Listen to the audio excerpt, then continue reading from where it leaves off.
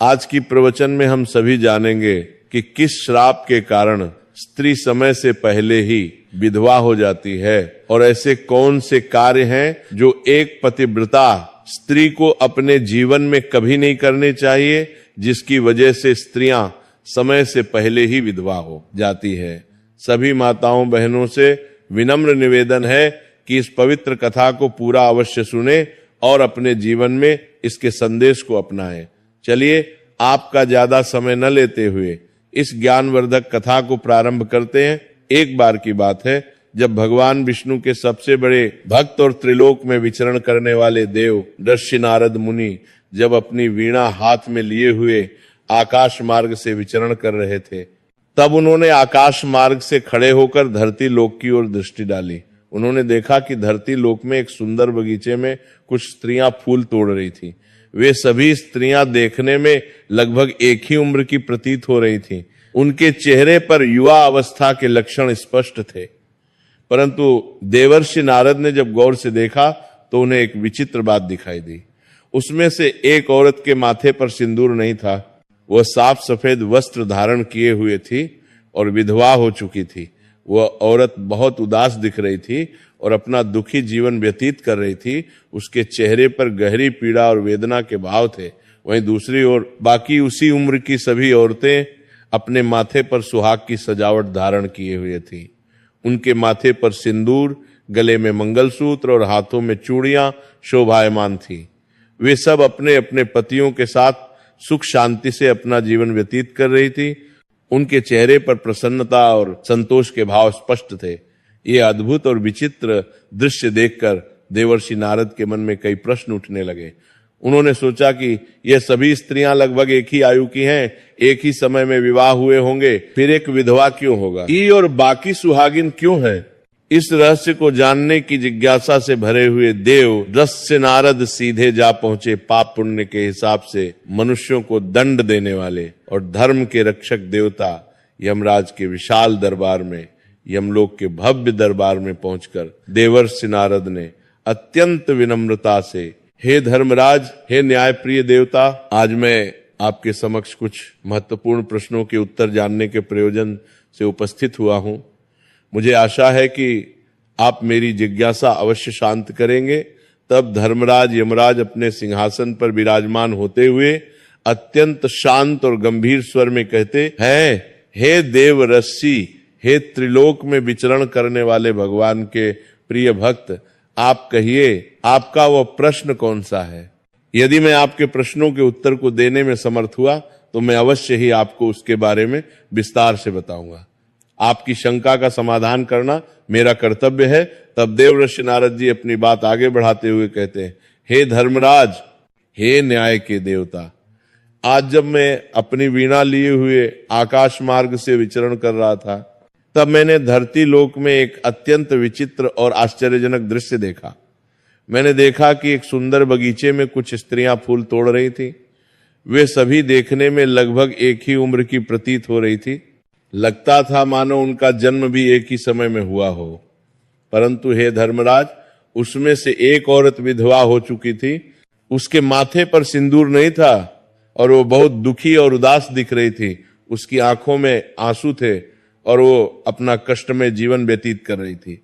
वहीं दूसरी ओर बाकी उसी उम्र की सभी औरतें सुहागिन थीं और अपने अपने पतियों के साथ अत्यंत सुख, शांति और समृद्धि से अपना जीवन व्यतीत कर रही थी। उनके चेहरे पर प्रसन्नता और संतोष झलक रहा था। देवर्षि नारद आगे कहते हैं, हे धर्मराज, इस विचित्र दृश्य को देखकर मेरे मन में कई प्रश्न उत्पन्न हो गए हैं। मुझे आपसे बस 3 महत्वपूर्ण बातें जाननी है।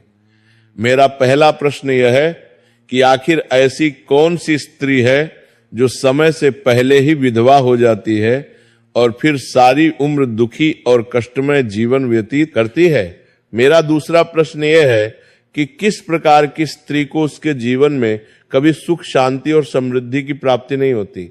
और मेरा तीसरा प्रश्न यह है कि वो कौन सी विशेष चीज है जो एक पत्नी अपने पति के बार बार मांगने पर भी अपने पति को कभी नहीं देती और नहीं देनी चाहिए। इस तरह देव ऋषि नारद के तीनों गहरे और विचारणीय प्रश्नों को ध्यान पूर्वक सुनकर धर्मराज यमराज मुस्कुराते हुए कहते हैं, हे देव ऋषि नारद जी, हे ज्ञान के जिज्ञासु, तुम जिन स्त्रियों की बात कर रही हो उनमें से एक स्त्री वास्तव में समय से पहले ही विधवा होकर अपना दुखद और कष्टमय जीवन व्यतीत कर रही है। वहीं दूसरी ओर अन्य सभी स्त्रियां सुहागन हैं और अपने अपने पतियों के साथ अत्यंत खुशी और हर्ष के साथ सुखी जीवन बिता रही हैं। तुम ये जानना चाहते हो कि आखिर ऐसा क्यों है, यह रहस्य क्या है? यमराज आगे कहते हैं, तो सुनो हे देवर्षि, मैं तुम्हें इन सभी गुण प्रश्नों का उत्तर एक अत्यंत रोचक और शिक्षाप्रद कथा के माध्यम से देना चाहता हूं। इस कथा को बहुत ही ध्यान और एकाग्रता से सुनना, क्योंकि यह कथा केवल एक कहानी नहीं बल्कि जीवन का एक महत्वपूर्ण सत्य है। ध्यान रखना कि जो व्यक्ति आधी अधूरी कथा सुनते हैं उन्हें आधा अधूरा ही ज्ञान प्राप्त होता है, जो जीवन में कभी काम नहीं आता और ना ही किसी के हित में होता है। परंतु यदि तुमने इस कथा को पूर्ण एकाग्रता और धैर्य के साथ सुना तो तुम्हारे तीनों प्रश्नों के उत्तर इस कथा को सुनने के पश्चात स्वतः ही तुम्हें मिल जाएंगे। फिर देवर्षि नारद अपने हाथ जोड़कर अत्यंत विनम्रता से कहते हैं, हे धर्मराज, हे न्याय के देवता, मैं आपको वचन देता हूं, मैं आपके श्रीमुख से निकली इस पवित्र कथा को पूर्ण एकाग्रता और ध्यान से सुनूंगा। मैं एक एक शब्द को अपने हृदय में धारण करूंगा और इस कथा के समाप्त होने के बाद मैं संसार की समस्त नारियों तक, समस्त स्त्रियों तक इस महत्वपूर्ण कथा को आपके माध्यम से अवश्य पहुंचाऊंगा, ताकि वे सभी इससे शिक्षा ले सकें। देवर्षि नारद की यह दृढ़ संकल्प भरी बात सुनकर यमराज संतुष्ट होते हुए कहते हैं, हे देवर्षि नारद, हे भगवान के प्रिय भक्त, सबसे पहले मैं तुम्हें उस पतिव्रता स्त्री की विस्तृत कहानी सुनाना चाहता हूं जो सुहागन बनकर अत्यंत सुखी जीवन जी रही है। और हे देवर्षि, जिस सुहागन स्त्री की तुम बात कर रही हो वह स्त्री और कोई नहीं बल्कि कौशल देश के महाराज के एक साधारण नौकर की धर्मपत्नी है। वह नौकर यद्यपि गरीब था परंतु उसका हृदय बहुत विशाल और पवित्र था। वह स्त्री जिस नौकर की पत्नी है उस नौकर को अपनी पत्नी पर पूरा और अटूट विश्वास है। वह हमेशा कहता रहता है कि मेरी पत्नी एक सच्ची चरित्रवान, पवित्र और पतिव्रता स्त्री है। वह नौकर अपनी पत्नी की प्रशंसा नगर में हर किसी से किया करता है और अपने सभी साथियों से, अपने मित्रों से गर्व के साथ अपनी पत्नी के गुणगान किया करता है। फिर धर्मराज आगे की कथा सुनाते हुए कहते हैं, हे देवजस्सी नारद जी, धीरे धीरे उस नौकर की पतिव्रता पत्नी की चर्चा और प्रशंसा समस्त नगर में होने लगी। लोग आपस में कहने लगे कि कौशल नरेश के नौकर की पत्नी बहुत ही सती, सावित्री और पतिव्रता स्त्री है। धीरे धीरे ये बात फैलते फैलते हुए राजा के विशाल दरबार में भी जा पहुंची। जब राजा ने अपने दरबार में ये बात सुनी तो उन्हें भी जिज्ञासा हुई। राजा ने तुरंत अपने उस नौकर को अपने दरबार में बुलवाया। जब वो नौकर राजा के सामने उपस्थित हुआ तो राजा ने उस नौकर से गंभीरता से पूछा, हे नौकर, मैंने सुना है कि तुम हर किसी से, नगर के हर व्यक्ति से ये कहते फिरते हो कि तुम्हारी पत्नी एक चरित्रवान, पवित्र और पतिव्रता स्त्री है। क्या वास्तव में सच में तुम्हारी पत्नी एक चरित्रवान और पतिव्रता स्त्री है? और क्या तुमको पूरा विश्वास है, पूर्ण आस्था है कि तुम्हारी पत्नी एक पवित्र स्त्री है और तुम्हारे अलावा किसी भी पराये मर्द को, किसी अन्य पुरुष को आंख उठाकर भी नहीं देखती? क्या इस बात का, इस दावे का कोई प्रमाण, कोई सबूत तुम्हारे पास है? राजा की इस गंभीर बात को सुनकर नौकर ने अत्यंत दृढ़ता और विश्वास से भरे स्वर में कहा, हे महाराज, हे कौशल नरेश, मुझे अपनी धर्मपत्नी पर पूरा और अटूट विश्वास है। मुझे पूर्ण आस्था है कि वह एक सच्ची पतिव्रता स्त्री है। मेरी पत्नी अत्यंत पवित्र और संस्कारी है। मेरे अलावा वह किसी भी पराये मर्द को, किसी अन्य पुरुष को नहीं देखती और ना ही उनसे बात करती है। नौकर की इस दृढ़ विश्वास भरी बात को सुनकर राजा के एक चतुर और अनुभवी मंत्री ने, जो दरबार में उपस्थित था, व्यंग्य भरे स्वर में कहा, क्षमा चाहता हूं महाराज, परंतु ऐसा कैसे हो सकता है कि एक स्त्री किसी अन्य पुरुष को न देखे? यह तो बिल्कुल असंभव है, ये नहीं हो सकता। हे महाराज, ये नौकर बस बातें बना रहा है। फिर वो मंत्री अपने अहंकार और घमंड में आकर राजा से कहने लगा, हे महाराज, यदि मैं इस नौकर की बात को गलत साबित कर दूं यदि मैं इसकी पत्नी का पतिव्रता धर्म नष्ट कर दूं, यदि मैं इसे सबके सामने झूठा साबित कर दूं, तो इस नौकर को क्या सजा मिलनी चाहिए? यह सुनकर नौकर ने तुरंत कहा, हे महाराज, हे न्याय प्रिय राजा, यदि महामंत्री जी किसी भी तरह से मेरी पत्नी का पतिव्रता धर्म नष्ट कर देते हैं, यदि वे सफल हो जाते हैं, तो आप मुझे फांसी की कठोर सजा दे देना, मैं इसके लिए तैयार हूं। परंतु महाराज, यदि महामंत्री जी मेरी पत्नी का पतिव्रता धर्म खंडित नहीं कर पाए, यदि वे असफल रहे, तो इनको भी कुछ उचित सजा अवश्य मिलनी चाहिए। न्याय दोनों पक्षों के लिए समान होना चाहिए। नौकर की यह दृढ़ और साहसी बात सुनकर राजा ने सोच विचार करके निर्णय लिया और कहा, यदि मंत्री असफल रहा तो उसे भी फांसी की सजा दी जाएगी। मंत्री ने अपने घमंड में यह बात स्वीकार कर ली और नौकर से पूछा, बताओ, मैं तुम्हारी पत्नी से ऐसी कौन सी वास्तु लूं, ऐसी कौन सी चीज लेकर आऊं जिससे तुम मान लो, तुम्हें विश्वास हो जाए कि मैंने तेरी पत्नी का पतिव्रता धर्म वास्तव में खंडित कर दिया है। तो नौकर ने सोच विचार करके कहा, हे महामंत्री जी, मेरे विवाह के पवित्र समय पर दहेज में मुझे एक कीमती पटका और एक सुंदर कतर मिली थी। ये दोनों चीजें मेरी पत्नी ने बहुत ही सावधानी और प्रेम से संभाल कर रखी है, क्योंकि ये दोनों चीजें एक पतिव्रता स्त्री के लिए सुहाग की पवित्र निशानी है। यदि तुम ये दोनों मूल्यवान चीजें मेरी पत्नी से लाकर मुझे यहां दिखा दोगे, तो मैं मान जाऊंगा, स्वीकार कर लूंगा कि मेरी पत्नी का पतिव्रता धर्म महामंत्री जी आपने नष्ट कर दिया है। तब मंत्री ने घमंड में आकर नौकर की शर्त स्वीकार कर ली और वह मंत्री दरबार से निकलकर सीधा नगर में चला गया। वो नगर में जाकर एक ऐसी स्त्री को ढूंढने लगा जो जादू टोना करने में निपुण थी, जो तंत्र मंत्र जानती थी। जो काम संसार में कोई नहीं कर पाता था, वह काम वह जादू टोना करने वाली स्त्री अपनी कुटिल बुद्धि और चालाकी से कर देती थी। फिर मंत्री ने जब उस स्त्री को ढूंढ लिया तो उसे सारी बात विस्तार से बताई और कहा, सुन, तू किसी भी तरह से कैसे भी करके उस नौकर की पत्नी से मेरा संबंध बनवा दे, उसे बहका दे, उसे भ्रमित कर दे। इसके बदले तुझे जितना धन चाहिए, जितना सोना चांदी चाहिए, मैं उतना धन देने को तैयार हूं। मैं तुझे माला माल कर दूंगा। इस तरह मंत्री की बात सुनकर वह चालाक स्त्री सोच में पड़ गई और कहने लगी, हे मंत्री जी, आपको कहने में बहुत आसान लगता होगा, किंतु वास्तविकता में ऐसा कुछ भी नहीं है। यह बहुत कठिन कार्य है।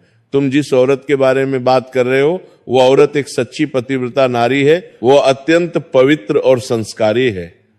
उसे ना ही किसी धन का लोभ है, ना किसी सोने चांदी का लालच है, और ना ही किसी वास्तु का मोह है।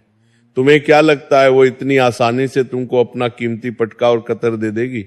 फिर वह चतुर स्त्री आगे कहती है, हे महामंत्री, यदि मैं ऐसा करने की कोशिश करूंगी तो वो तेरी शिकायत राजा से करेगी और नगरवासी तेरी खाल उतार लेंगे, तुझे जीवित नहीं छोड़ेंगे, लोग तुझे पत्थर मार मार कर मार डालेंगे।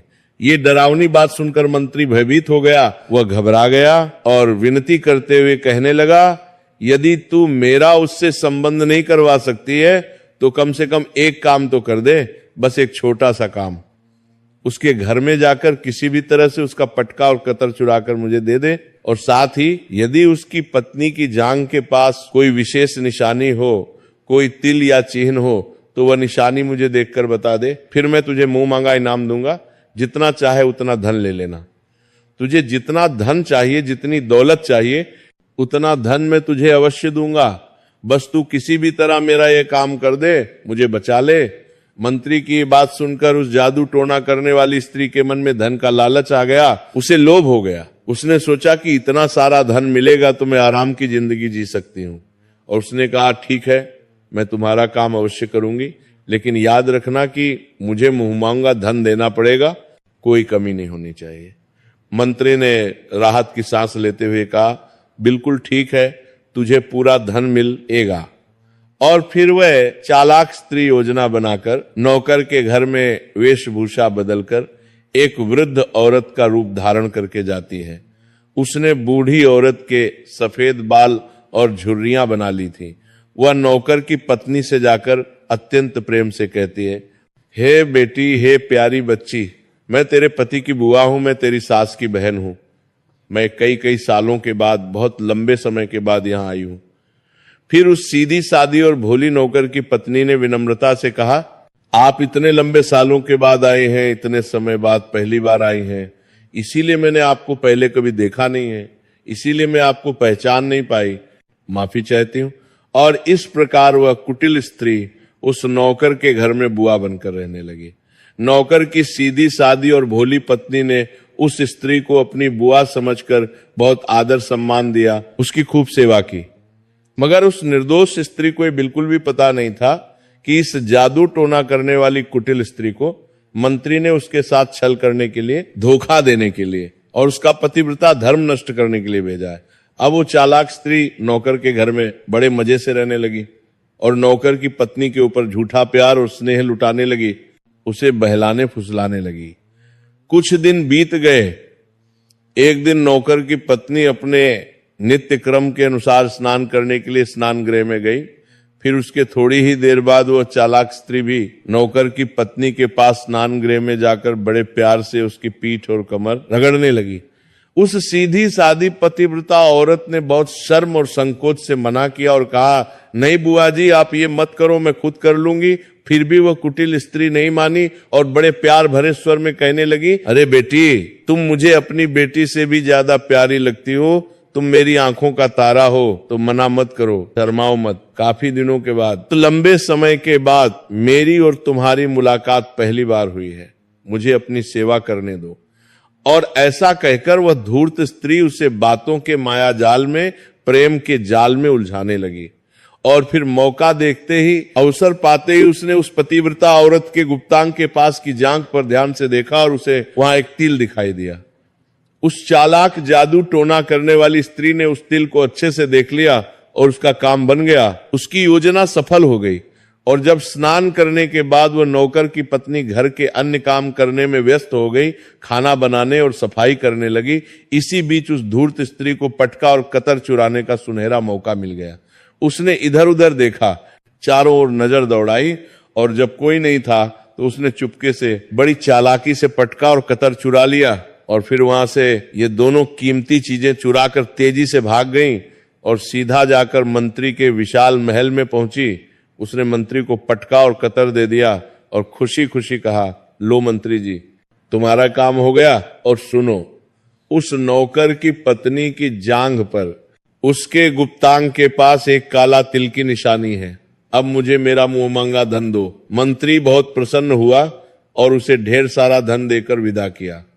फिर मंत्री उस पटका और कतर को लेकर अपनी सफलता पर गर्व करते हुए सीधा राजा के भव्य दरबार में जा पहुंचा। वहां पहुंचकर उसने राजा से घमंड भरे स्वर में कहा, हे महाराज, हे कौशल नरेश, मैं नौकर की पत्नी के साथ 2 दिन रहकर आया हूं और ये देखिए, ये पटका और कतर उसी ने प्रेमवश मुझे दिया है, उसने अपनी मर्जी से मुझे ये दे दिया। इस तरह मंत्री की ये चौंकाने वाली बात सुनकर राजा ने तुरंत अगले दिन पूर्ण दरबार लगाया। सभी मंत्रियों और दरबारियों को बुलाया और फिर राजा ने उस नौकर को भी दरबार में बुलवाया। फिर मंत्री ने पूरे भरे दरबार में सबके सामने पटका और कतर नौकर को दिखाते हुए व्यंग्य से कहा, देखो नौकर, यह है तुम्हारी पतिव्रता पत्नी की निशानी। महाराज, मैंने इस नौकर की शर्त पूरी कर दी। और फिर उसने भरे दरबार में ये भी घोषणा की, और हे महाराज, नौकर की पत्नी की बाईं जांघ पर एक काला तिल भी है जो मैंने अपनी आंखों से देखा है। ये सब सुनकर नौकर का दिल टूट गया, उसे बहुत गहरा धक्का लगा। वो मान गया, उसे विश्वास हो गया कि वास्तव में आज मेरी पत्नी ने अपना पतिव्रता धर्म पूरी तरह से नष्ट कर लिया है, भ्रष्ट कर दिया है। अब नौकर का अपनी प्यारी पत्नी से विश्वास पूरी तरह से टूट गया। राजा ने अपनी शर्त के मुताबिक न्याय करते हुए नौकर को फांसी की कठोर सजा सुनाई और 15 दिन बाद फांसी देने का आदेश जारी किया। राजा ने कहा, नौकर को ठीक 15 दिन के बाद फांसी के फंदे पर चढ़ाया जाएगा। अब नौकर की मृत्यु के दिन धीरे धीरे समीप आने लगे। हर दिन गुजरता गया और फांसी का दिन नजदीक आता गया। अंततः वह भयानक दिन आ ही गया जिस दिन उसे फांसी देना था। जब उस निर्दोष नौकर को फांसी के फंदे के पास लाया गया, जल्लाद तैयार खड़े थे, तो परंपरा के अनुसार उस नौकर से उसकी अंतिम इच्छा पूछी गई। फिर नौकर ने दुखी मन से कहा, हे महाराज, मेरी अंतिम इच्छा यह है कि मैं आखिरी बार, जीवन में अंतिम बार अपनी पत्नी से मिलना चाहता हूं। मैं उससे पूछना चाहता हूं कि उसने ऐसा क्यों किया।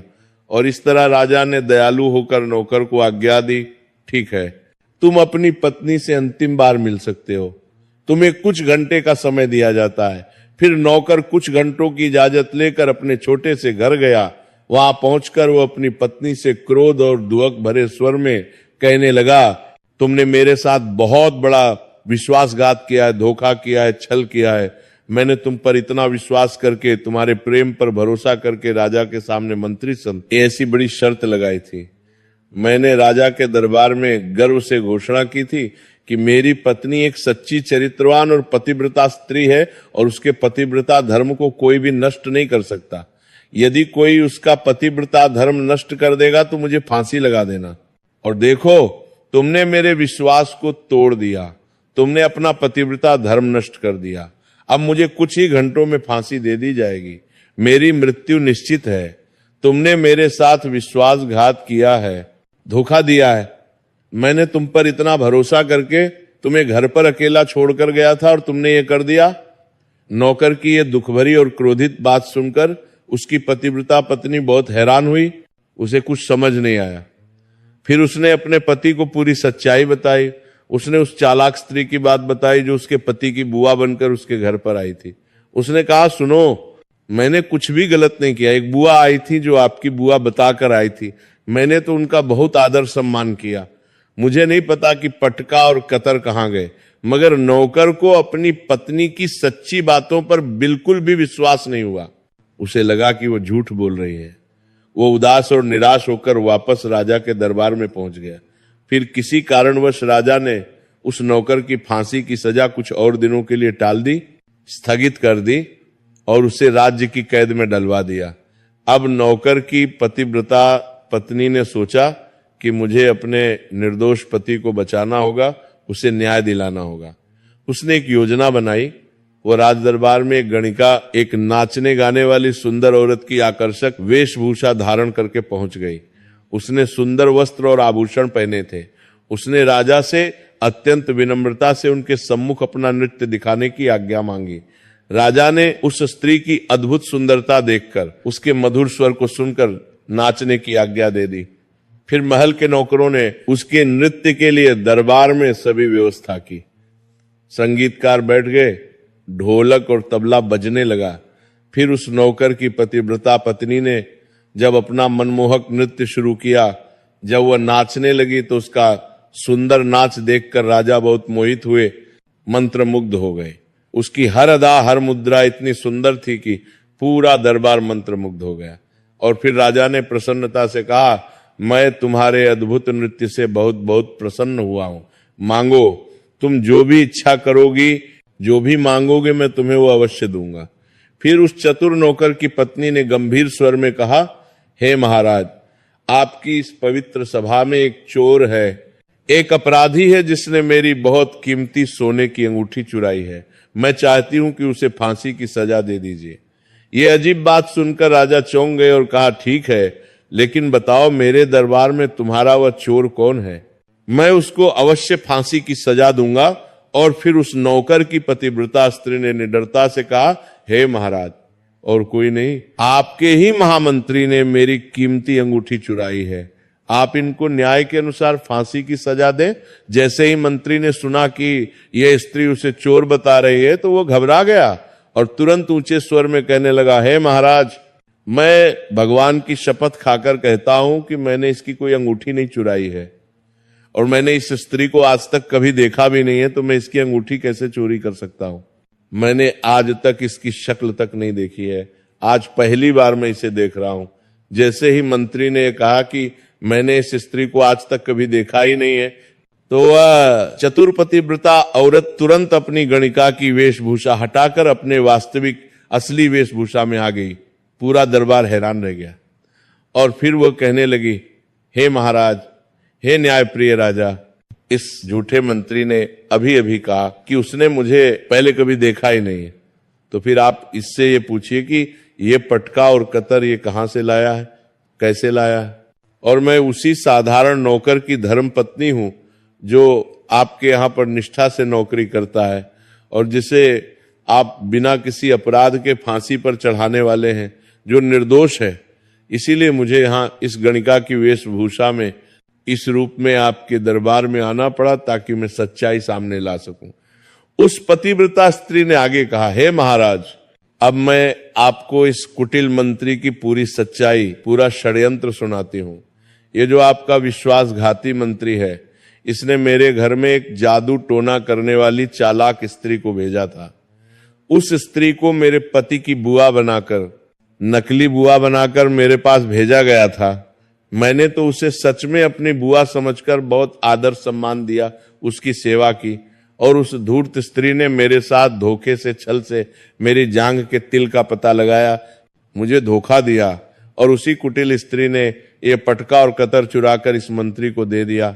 और हे महाराज, आपके इस मंत्री ने उस स्त्री को इसके बदले बहुत सारा धन, बहुत सारी दौलत दी है, और मेरे साथ, मेरे निर्दोष पति के साथ यही बड़ा छल, यही षड्यंत्र हुआ है महाराज। और मैं आज भी एक सच्ची पतिव्रता हूं, मेरा चरित्र पवित्र है। उस स्त्री की सच्ची बात को सुनकर राजा को सब कुछ समझ आ गया।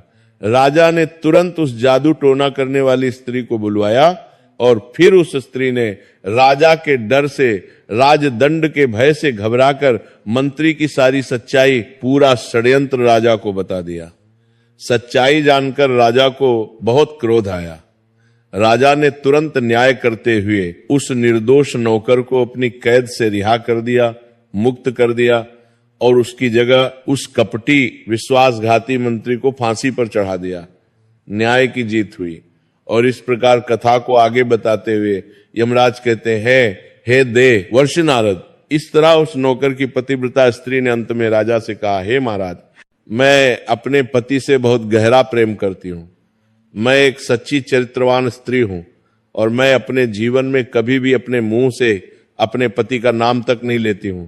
यही मेरे पतिव्रता धर्म का रहस्य है। इस प्रकार यमराज कहते हैं, हे देव ऋषि, ये पूरी कथा समाप्त हो गई। अब तुम अपने तीनों महत्वपूर्ण प्रश्नों के उत्तर बहुत ध्यान से सुनो। यमराज आगे समझाते हैं, तुम्हारा पहला प्रश्न था कि कौन सी स्त्री समय से पहले विधवा हो जाती है और दुखी जीवन जीती है। तो सुनो, जो स्त्रियां अपने मुंह से अपने पति का नाम लेती हैं, जो हमेशा अपने पति को नाम से ही पुकारती और बुलाती हैं, वे स्त्रियां समय से पहले ही विधवा हो जाती हैं और बिना पति के अत्यंत दुखी जीवन व्यतीत करती हैं। क्योंकि यदि कोई स्त्री अपने पति का नाम अपने मुंह से लेती है तो पति की उम्र धीरे धीरे कम होती चली जाती है, उनकी आयु घटने लगती है, और समय से पहले ही उस स्त्री के पति की असमय मृत्यु हो जाती है, और फिर स्त्री समय से पहले ही विधवा होकर एक दुखी और कष्टमय जीवन जीने को मजबूर हो जाती है। बस यही कारण है कि तुम जिन स्त्रियों की बातें कर रही थी, उनमें से एक विधवा इसी कारण से, इसी वजह से हुई है। और उनमें से एक वह नौकर की पत्नी थी जो एक सच्ची पतिव्रता स्त्री थी। यह स्त्री कभी भी अपने पति का नाम मुंह से नहीं लेती थी, उसे सम्मान देती थी, जिसके कारण वह आज भी सुहागन है और सुखी तथा समृद्ध जीवन व्यतीत कर रही है। और वह दूसरी स्त्री जो समय से पहले विधवा होकर दुखी जीवन जी रही है, वह हमेशा अपने पति को उसके नाम से बेपरवाही से बुलाती रहती थी, जिसके कारण उसके पति की उम्र कम होती चली गई और फिर उसके पति की मृत्यु समय से बहुत पहले ही हो गई। आज वह औरत अकेली और दुखी जीवन जी रही है, इसलिए किसी भी स्त्री को, किसी भी पत्नी को अपने पति का नाम अपने मुंह से कभी नहीं लेना चाहिए। यह बहुत महत्वपूर्ण नियम है। यमराज आगे कहते हैं, और तुम्हारा दूसरा प्रश्न था कि कौन सी स्त्री को जीवन में कभी सुख शांति नहीं मिलता है, वह पति के होते हुए भी सदा दुखी जीवन जीती है। तो समझ लो, जो स्त्रियां अपने पति की बिना अनुमति लिए, बिना इजाजत लिए कहीं भी चल देती हैं, जहां चाहे चली जाती हैं, वे कभी सुखी जीवन नहीं जी पाती हैं। ऐसी स्त्रियां जीवन भर दुखी ही रहती हैं, उन्हें कभी शांति नहीं मिलती और उन्हें पति का सच्चा प्रेम और आशीर्वाद कभी नहीं मिलता। और तुम्हारा तीसरा महत्वपूर्ण प्रश्न था कि ऐसी कौन सी चीज है जो एक पत्नी अपने पति को मांगने से भी नहीं देती है। तो समझ लो, वो चीज गाली है, अपशब्द है जो एक संस्कारी, सभ्य और चरित्रवान स्त्री कभी भी अपने पति को नहीं देती है। पति कितना भी क्रोधित हो जाए, कैसी भी परिस्थिति हो, एक सच्ची पतिव्रता स्त्री अपने पति को गाली नहीं देती। और जो स्त्रियां अपने पति को गाली देती हैं, अपशब्द कहती हैं, वह स्त्री कभी चरित्रवान नहीं होती है। ऐसी स्त्रियां जीवन भर दुखी और अशांत रहती हैं। उनके जीवन में कभी सच्चा सुख नहीं आता, कभी शांति नहीं मिलती, और समय से पहले ही ऐसी स्त्रियां विधवा हो जाती हैं, क्योंकि उनके अपशब्दों से पति की आयु कम हो जाती है। और इस प्रकार धर्मराज यमराज की ज्ञानवर्धक कथा सुनने